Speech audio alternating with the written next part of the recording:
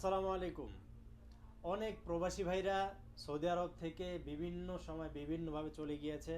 এর মধ্যে থেকে অনেক প্রবাসী ভাইয়ের প্রশ্ন যে ভাই, আমি এখন বর্তমানে দেশে আসছি, আমি আবার সৌদি আরব ঢুকতে চাই, আমি কি ঢুকতে পারবো কিনা। আজকে আলোচনা করব কারা কারা সৌদি আরব থেকে চলে গেলে আর পুনরায় সৌদি আরবে ঢোকার কোনো পারমিশন পাবেন না বা ঢুকতে পারবেন না।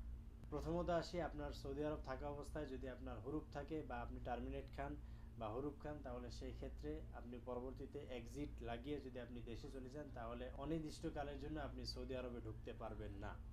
এটা হচ্ছে বর্তমান হুরুপ হোক আর পূর্ববর্তী হুরুপ হোক, যেই হুরুপে হোক না কেন, আপনি যদি আপনার একামে হুরুপ থাকে সেই এক্সিট লাগিয়ে যদি যান, তাহলে সেই ক্ষেত্রে আপনি অনির্দিষ্টকালের জন্য সৌদি আরবে ব্যান হয়ে যাবেন। দ্বিতীয়ত হচ্ছে, যারা সফর জেলের মাধ্যমে যায়, আপনি যদি সফর জেলের মাধ্যমে সৌদি আরব থেকে বাংলাদেশে চলে যান, তাহলে সেই ক্ষেত্রে আপনি সৌদি আরব ঢুকতে পারবেন না। তৃতীয়ত